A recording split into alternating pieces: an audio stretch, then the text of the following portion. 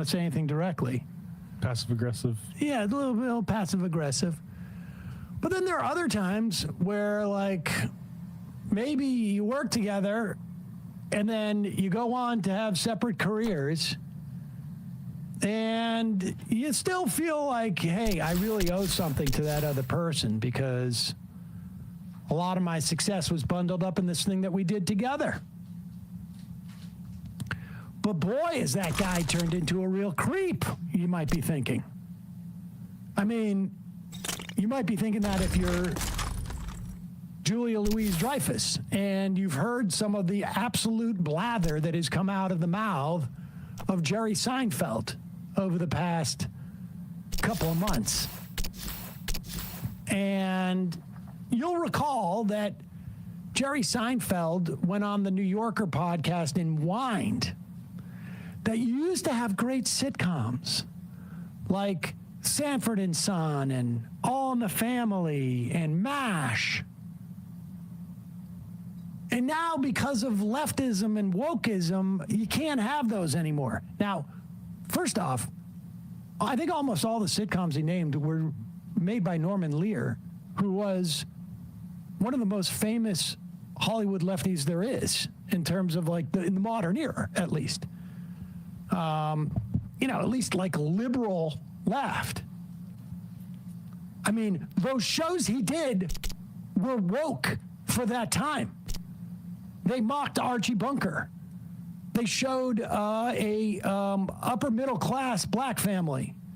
The Jeffersons moving on up. I mean, these were all woke shows, frankly, by the standards of that era.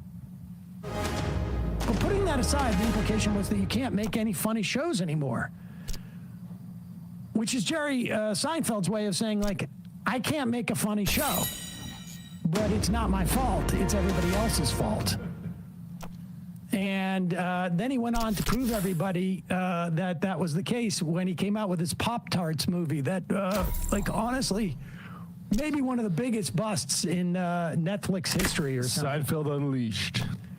So, Julia Louis-Dreyfus, they did an interview with her in the New York Times Magazine. And interviewer asked, talking about Veep, it does make me wonder about your political satire and how hard it is nowadays to be funny about politics. You do it every day. Your former co-star, Jerry Seinfeld, recently made news for talking about political correctness in comedy. I'm wondering, as a famous comedian yourself, what you think about that. Julia Louis-Dreyfus is not a petty person and quite polite, it seems to me, but she also, I think, is not too happy about letting that bullshit just lie out there. So she writes, if you look back on comedy and drama both, let's say 30 years ago, and really I think she's getting her timing off because he was talking about 50 years ago. Let's be clear. The shows that he was citing were 50 years old. Let's pretend it's still the mid-2000s. 70s and maybe early 80s. Through the lens of today, you might find bits and pieces that don't age well. And I can tell you, the movies that I grew up on, the comedy movies that I grew up on, and I will show Saul any movie. Like we watched Last Tango in Paris a couple of times, and he felt uncomfortable about that. But I will show Saul just about, any movie. But the comedies that I grew up on in the 80s in particular, are horrific. I mean, they're all like date rapey and I mean, unbelievable. But also a lot of even as late as the early aughts, a lot of homophobia, a lot of weird semi-racism. Yep. There's a real, I would notice, I feel like maybe 2015 or 2016 even, just an insane amount of antagonism toward fat people and homeless people. I watch these things now and it's super cringy. Yeah. I mean, beyond it. And, there's some of these movies that I forget what they were about, and I show them to Saul. We watched Ted. Now, I know the language is not great. And I had to find myself like saying to him afterwards and stopping the movie and going like, all right, dude, this is not funny. It's sort of gross. And it's, this is from a different era, and it's just not appropriate. Yeah.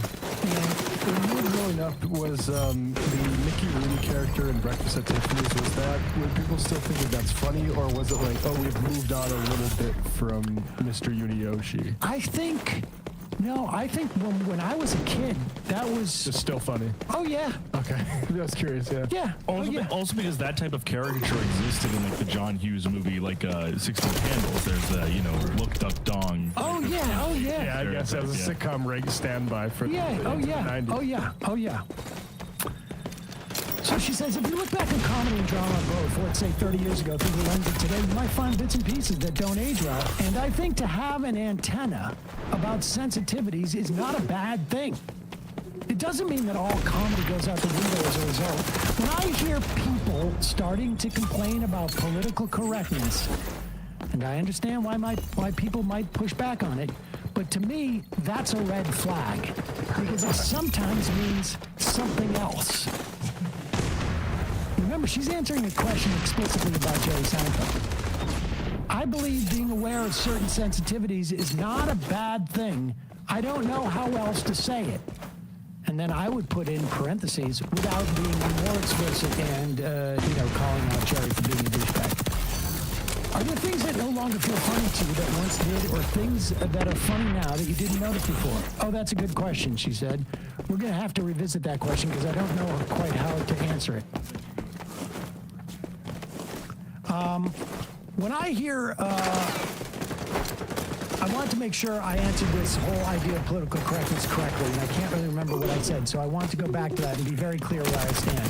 My feeling about all of it is that political correctness, insofar as it equates to tolerance, is obviously fantastic. And of course, I reserve the right to boo anyone who says anything that offends me while also respecting their right to free speech, right? Now remember, keep it up there. Remember, this is what Jerry Seinfeld complained about years ago. I'm doing my gay king character, French king character, and the college students are all booing me because they're so woke. Because your stuff is just not funny anymore. Like, you're making a joke about, like, what is this newfangled motor vehicle? I mean, honestly, that's what it feels like. It's anachronistic. She goes on to say, but the bigger problem, and I think the true threat to art and the creation of art, is the consolidation in money and power. All of this siloing of studios and outlets and streamers and distributors, I don't think it's good for the creative voice. So that's what I want to say in terms of the threat to art. Perfect answer. Perfect answer. 100% the case. The idea that the audience's tastes change because of a progressive view on people in our society. I mean, I'm sure there was a time where, like, jokes that made a play on how women are more or less your property, or how it's always like, wah, wah, wah, wah, wah, wah, wah. And their job is to just bring you your food. I'm sure there was a time where that played, and that was funny. But then over time, people were like, hey, you know what? Actually, no, this is ridiculous. And part of it was because, like, oh, women started being part of the audience.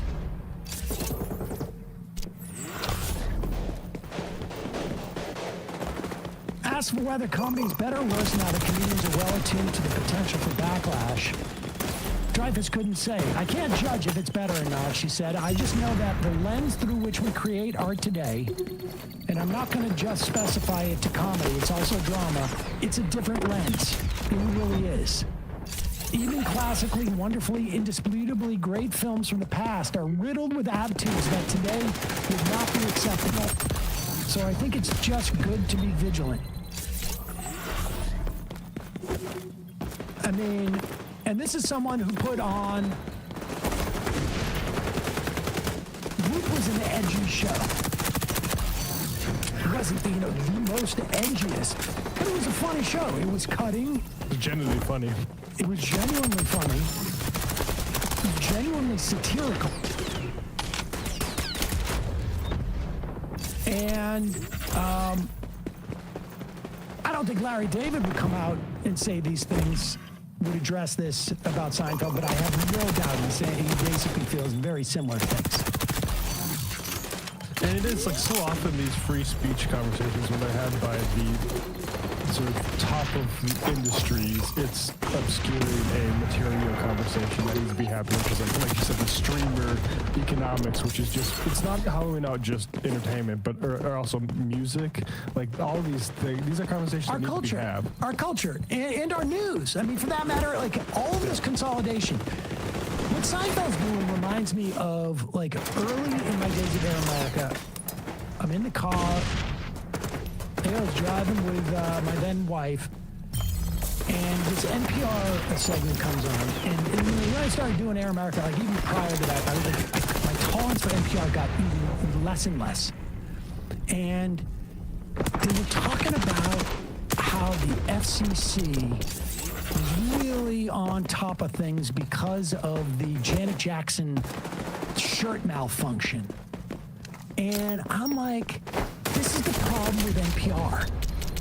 Because they're making it like the FCC is on top of things because they're going after CBS for, for a nipple being on television for, 2 seconds or whatever it was. As opposed to the media consolidation, which has far greater implications on our society. And when people crow about political correctness, wokeness, whatever it is that they're calling at any given time, DEI, whatever it is, they're doing one of two things, and sometimes both things. One is they're making excuses for their own failures. I recall Nick DiPaolo once telling me when I had cast him on a show that he had to move back from LA because you couldn't get a job if you were a white guy in Hollywood. And this was in the 90s, folks. Or you are also obscuring material issues that have far greater inhibition on things. Or there's a third. You don't like the new standards. You like the old standards. The ones that favored you. As opposed to the ones now that have made things that have arguably diminished your power in whatever marketplace or environment. Level the playing field. Because the playing field has been leveled.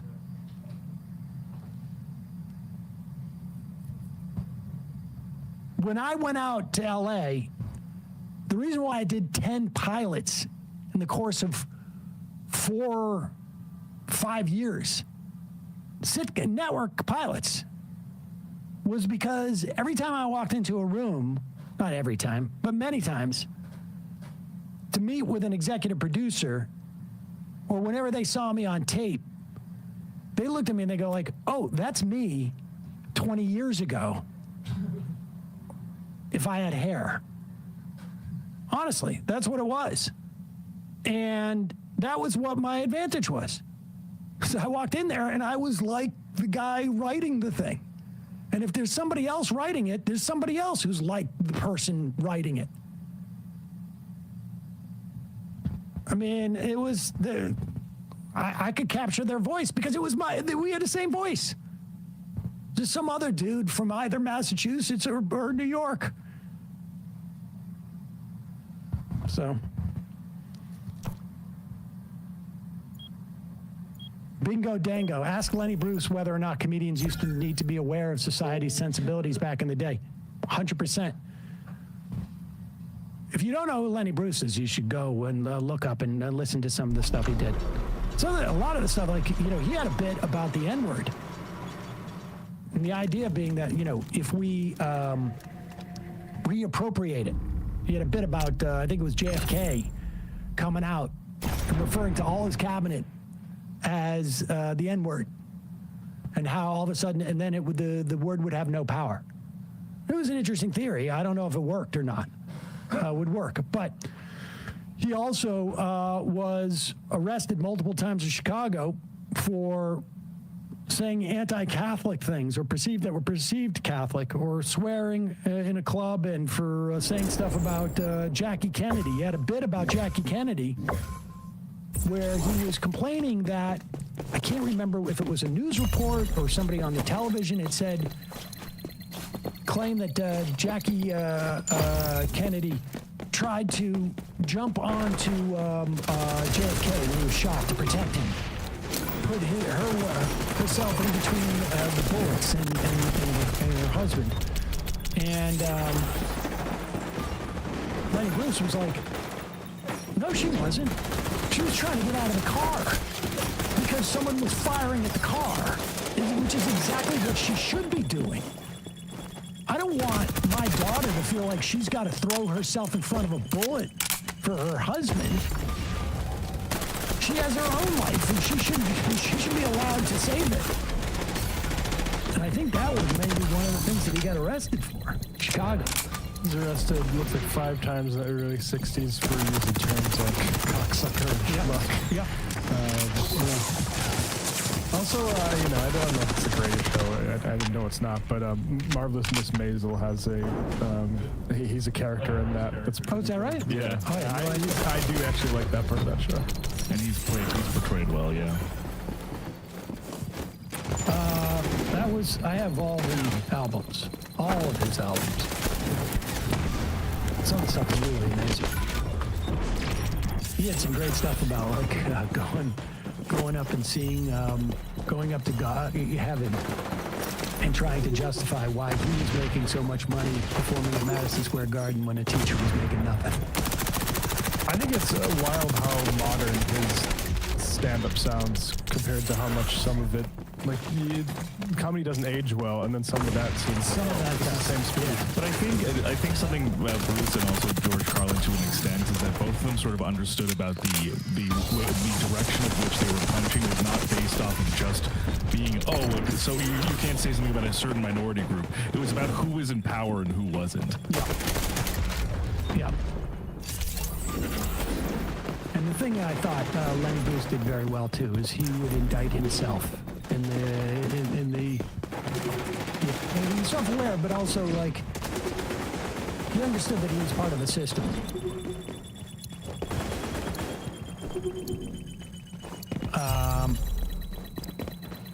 Number 646-257-3920. I have turned the phones on. Trump change. I remember the Chevy Chase Richard Pryor N-word interview skit as being important at the time, but no, it couldn't fly today.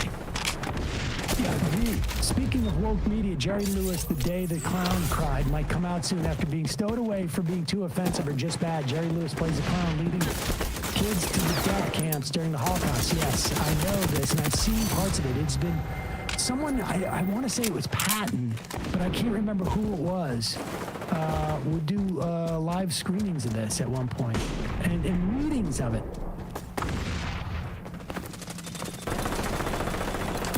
Trump Myths Connection.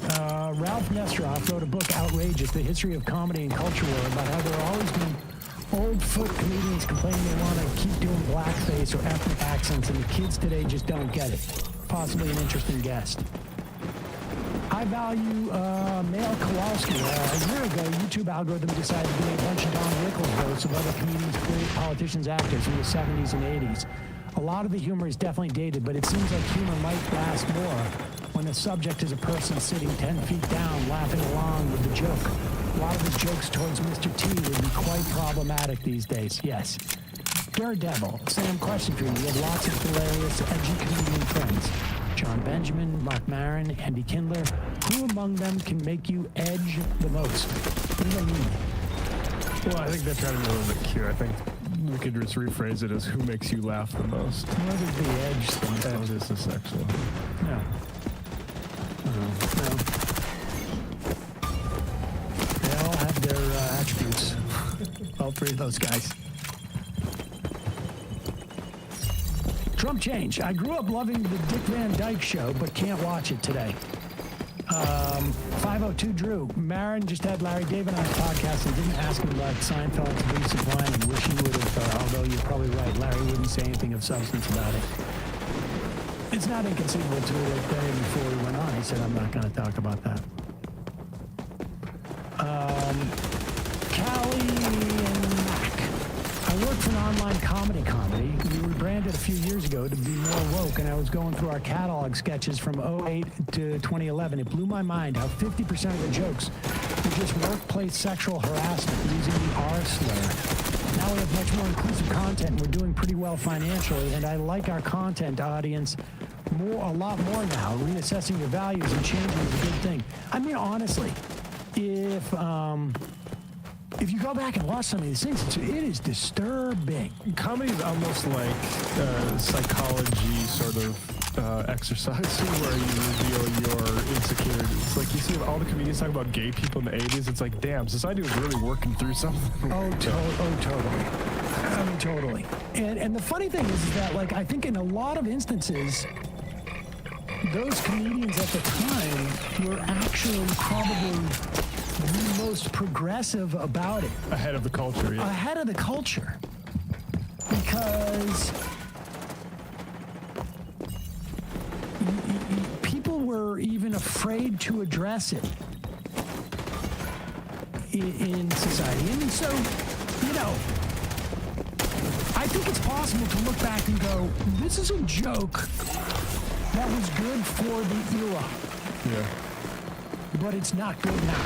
And you know, it's interesting, Eminem recently came out with new music, and so kids are discovering 2000. Saul is he's like, do you know who Eminem is? And I'm like, yes, I do.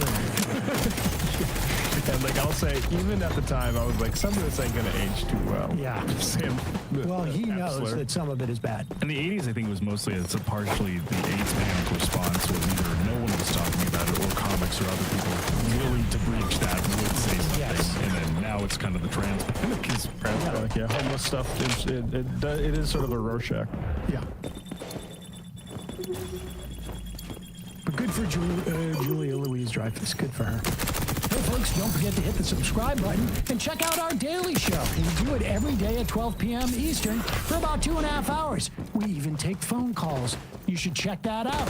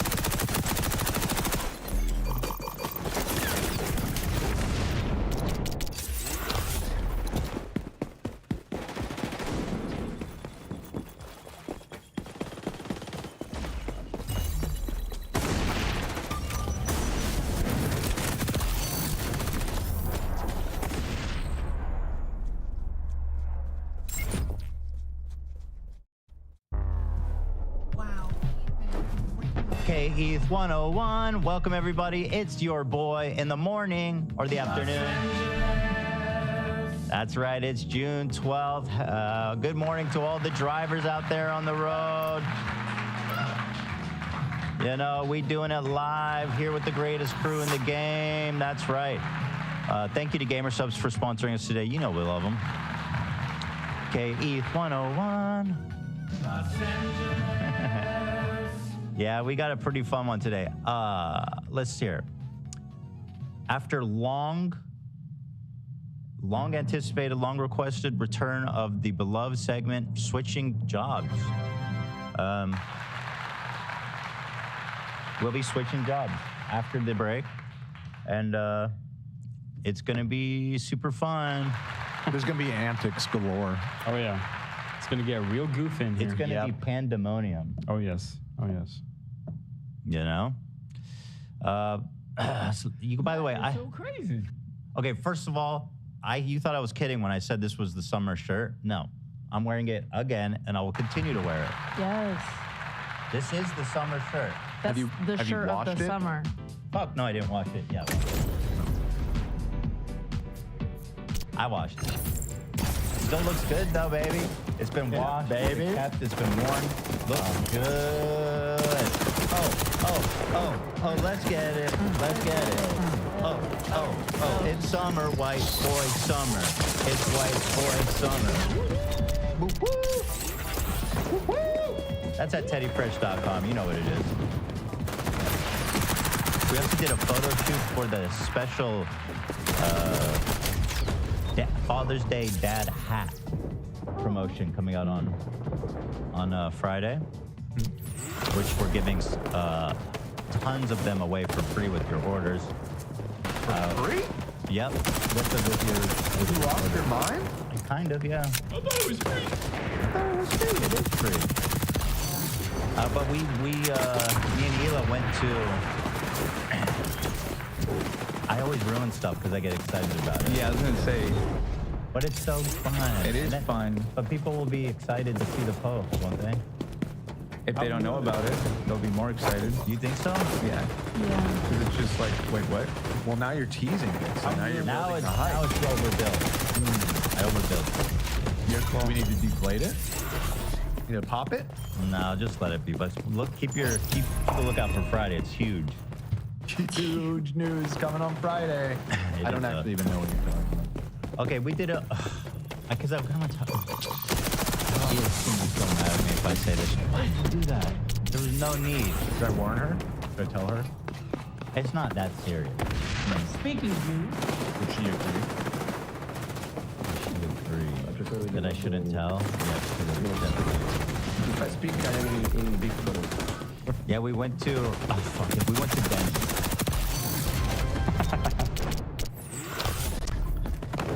We went to Denny's. And we did a photo Why shoot is that there. notable? Because it would have been if we didn't mention it. yeah. If it just showed up on your feed. I don't understand. You go to Denny's all the time. no, that's my first time going to Denny's. No. And First I was time on with my camera. significant other, my wife, my life partner, my best friend, my coach, Bo, in the house. Shout out to Bo. I'm being told to not let you say, but it sounds like it's By Hila? no, by DF Marketing. They have no power here. They're on the case. AKA Galia? Sorry, girl. Love her. Hey. You're doing great, sweetie. You are doing great, and it was a great idea. But I think it's going to do great. And now on Friday, I'll be like, guys, you know, the cat's out of the bag. Go drop a pity like, please. It's going to do great. Well, maybe we can salvage this. Nobody tell Hila that he talked about it. Everybody, You be think cool. you're going to find out? Just be cool. Don't talk about it. Don't make a million posts about it on the sub. Don't comment. Stop. Whatever You're social going to media. make them, you're encouraging them. No, I'm sincerely begging I think we can do this, team. Let's come together and let's just keep it Yeah. let's keep it low key for just like 2 more days. Let's let this moment live in the pocket of this episode Yeah. and only here. It'll be so great. Think about how like you'll be like giggling to yourself on Friday when we're like, here we are telling you for the first time, and you'll be like, Yep. Well, the surprise isn't that I went to, it's the photos came out great. I'll just. And we be had your lots of secret fun, love. although I have to say this. I don't know what the fuck's going on over at Denny's. We went there at 9 p.m. Too late for dinner. It's a 24-hour diner. That motherfucker had a hour-and-a-half line at Denny's. We said, hell no. We went. that's why you usually go at 3 a.m. I'd actually know. I haven't been there at 3 a.m. ever. Thank you, though, for pointing that out. And so we said, fuck that, obviously, and we went to a booth, just an empty booth, took some photos, and I think the kids would say we yeeted ourselves out of there. Could you say that, Ouch. Olivia? Kids would say that. Ouch. How was they Yeah, say? they You could- would. You could yeet. They I would could- say that. So then we drove over to IHOP because we still wanted the diner experience. These are, however, not. You went to IHOP? You're really taking the magic out of this thing, I gotta say. The photos are from Denny's. Oh, okay. We sat down at a booth because there was a huge line. Yeah. At 9 p.m. So we just said, we went inside. We sat at a booth. There was a lady. There was a lady like fully passed out with the menu. So we borrowed her menu. I returned it to her. It's Denny's, man. You have questions? Yeah. Yeah. So What does that mean? here we are. Dude, if someone's not ODing at Denny's, then is it really Denny's? I don't know if she was on drugs or if she was drunk or what, but she was peacefully sleeping. Couldn't you just got one from the host? No, because they were so busy and we were sitting at the booth, so I it see, looked I a see. little like Got we it. were cutting. I didn't want people to actually think we were cutting because we were only there for like 5 minutes. Got it. You know, tempers can get high over there at 9 p.m. Denny's. Serious business. Yeah, so she was sitting in the booth like here, just kind of, there was nothing on the table. She hadn't eaten yet. It was just a clean table with one big ass menu, and she was not eating. So I borrowed it. She was just crashed out here, like her head was slumped. And then I gave it back. Yeah, no, that sounds. No harm, no foul. Yeah. I said, she's not going to name that, right, while we're using it? And she didn't. I was right. This picture is also a fake, just for the record, and first of all, who did this? This was someone on the subreddit. You can't keep getting away with it. I remember that day. Is this what movie is this from? This is Breaking Bad. And I just realized that Walt was replaced with Dan. I don't know why I told you. I didn't realize that, but it was Walt. It's insanely good. It's by Find the Lost. So big up. So who was this? Who was this originally? Initially, Jesse Pinkman, I believe. Okay, interesting. Oh yeah, I can see that from the bottom. A little bit. Can't keep getting away with it. Yeah, I just don't appreciate how big he made me look. And once again, I've not been to Denny's. Thank you. There's actually this video of it. No, there's not. Okay, where is it then? This one. All right, let's see this video. Yeah, Nate, it was a high school graduation. You know. Even, goddamn, I couldn't wait an hour and a half at Denny's. It's worth it though. No way. Good food over there. I listened to food. I like that. IHOP was nice. I had scrambled eggs, hash browns, well-cooked sausages. And it smelled like shit too. Denny's and IHOP smelled.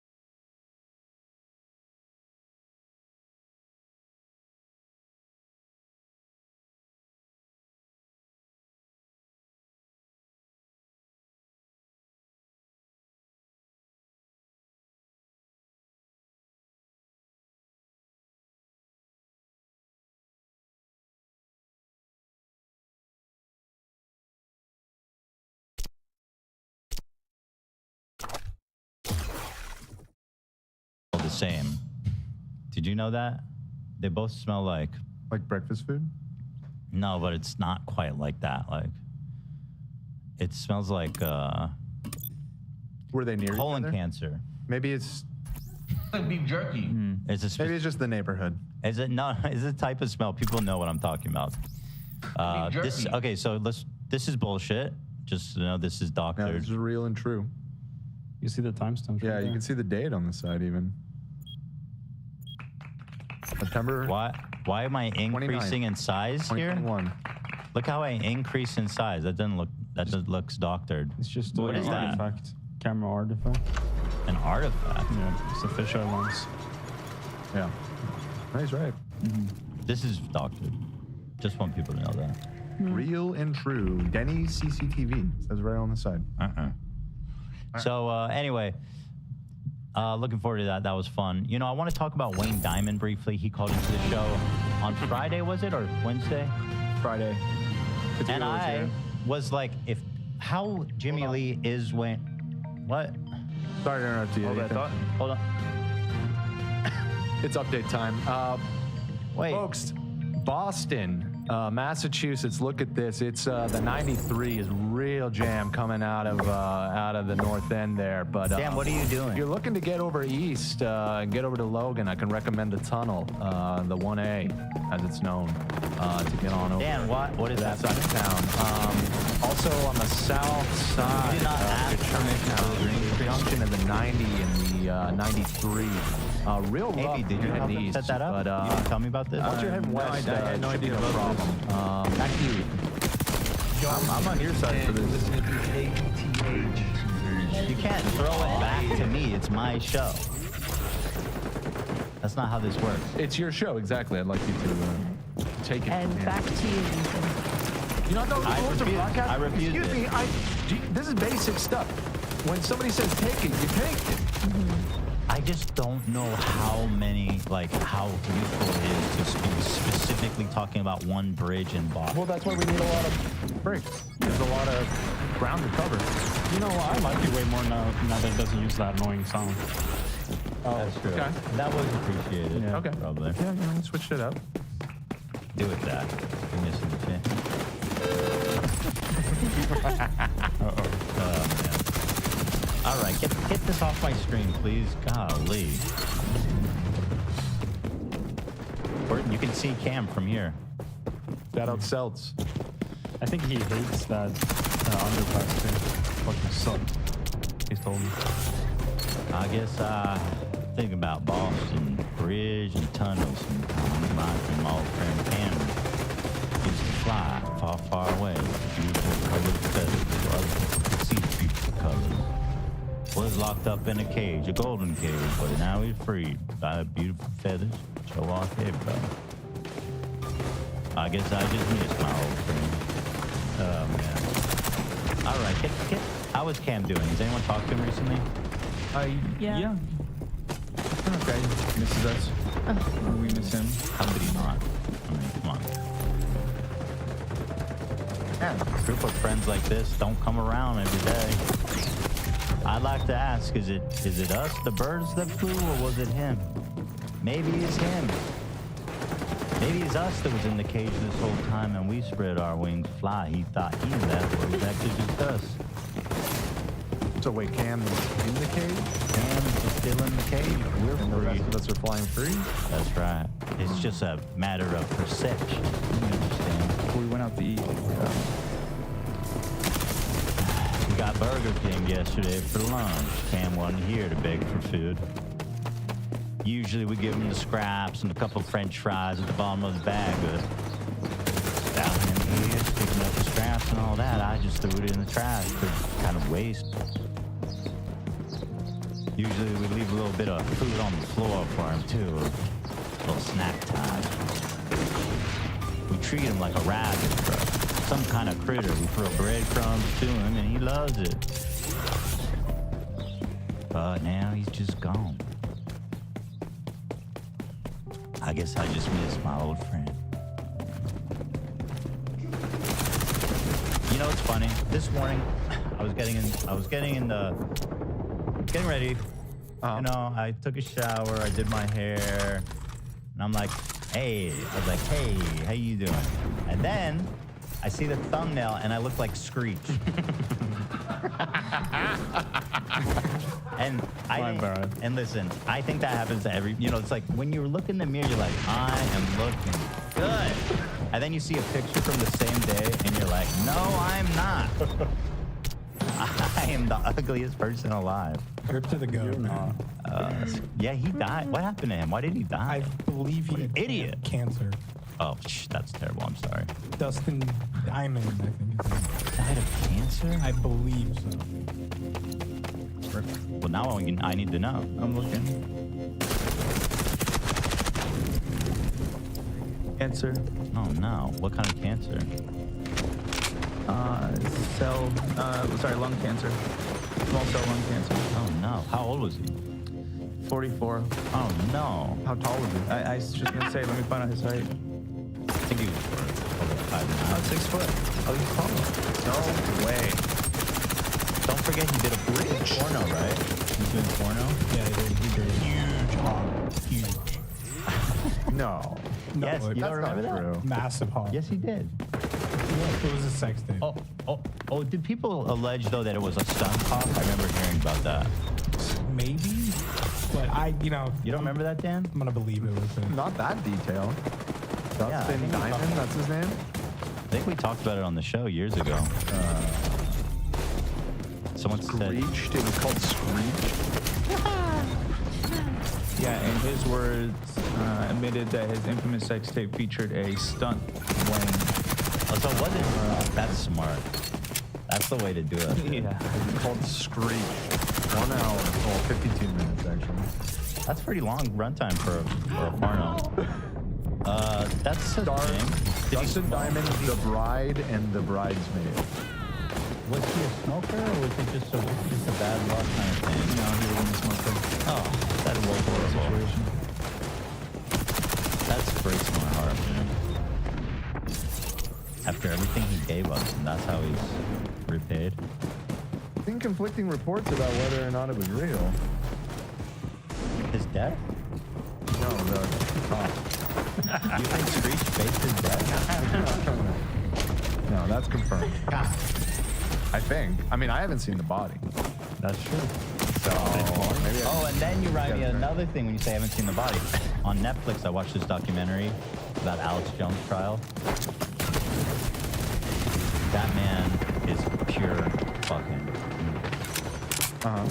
He is the devil reincarnated before you. He is maybe the worst, most vile motherfucker ever to do broadcasts. Like, holy smokes, that. It was like an hour and a half. Thanks. Yeah, no, I know. I look like Screech. Thanks, dude. You know what? Screech looks good compared to me, but that fit is something. Now that's a summer fit. Was it a good documentary, at least? Hold on. Caitlin says, I'm looking for a man in podcast, 5'8", small hands, hazel eyes. Well, I'm not your guy, so obviously much taller than that. Also, I'm not single. Okay. It was very good, but it was very upsetting. Like, specifically towards the beginning, they're establishing the premise, and the parents and law enforcement and such are just describing in great detail what happened, and it was so fucking sick. It was so bad. But then they go on to show, like, basically how he's responding, how this is happening, and then they go over like the big ones, which was like the guy smiling. Remember how they're like, oh, he's fake because he smiled before the press conference.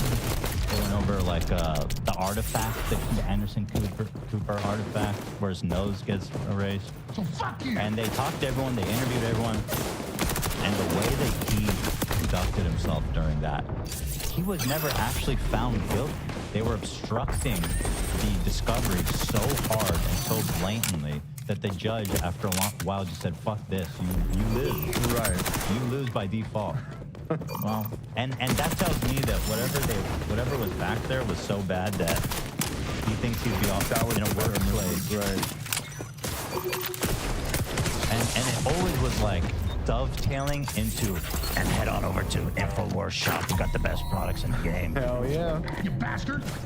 Still selling all that shit, isn't they? I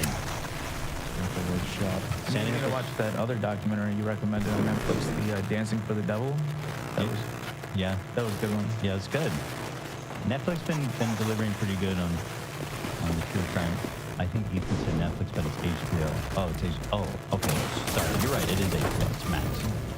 The but like, when I heard about that and I was like 1.3 billion, I was like, I mean, that seems close.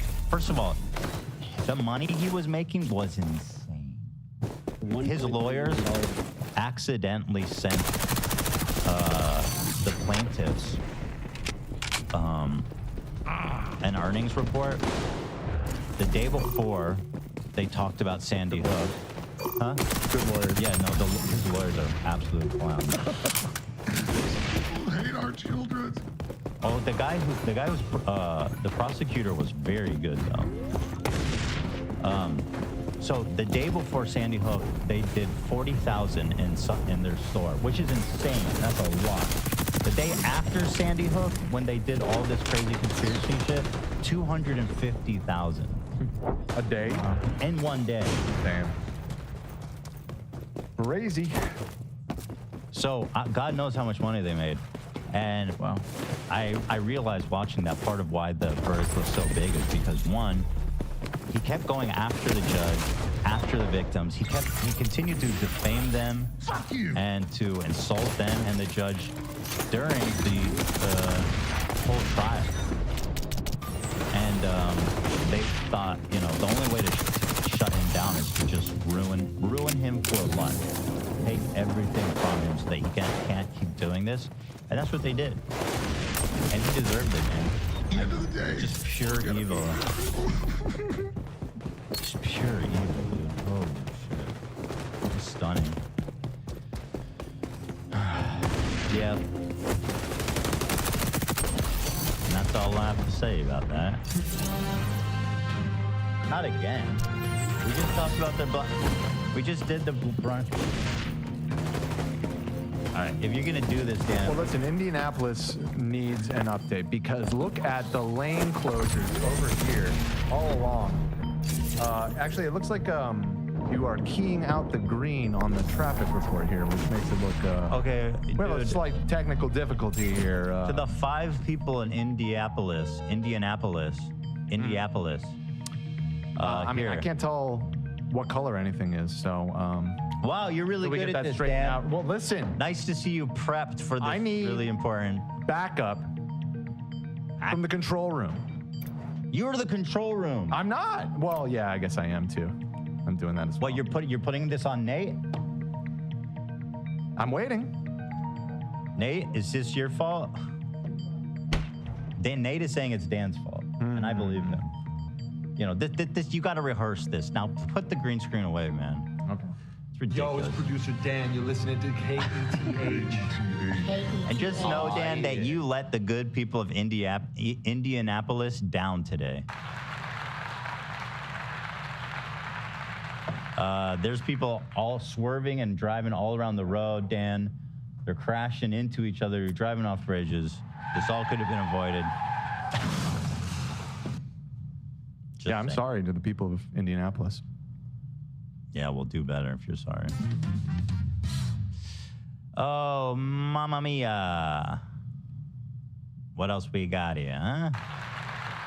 Oh, yeah, so Wayne Diamond. If he's going to be a Jimmy Lee replacement, I was curious. We intentionally gave him Zach's number.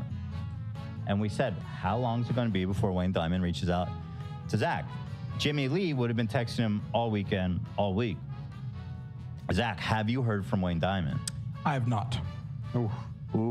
Wow. Major. This guy might be points off. too well adjusted. Yeah. Yeah, I haven't heard anything from him. Crickets from Wayne Diamond. Yeah, it's not good. That's not good at all. I would have expected by today, but Yeah, me too. If it's not happening by today, I think he passed the test.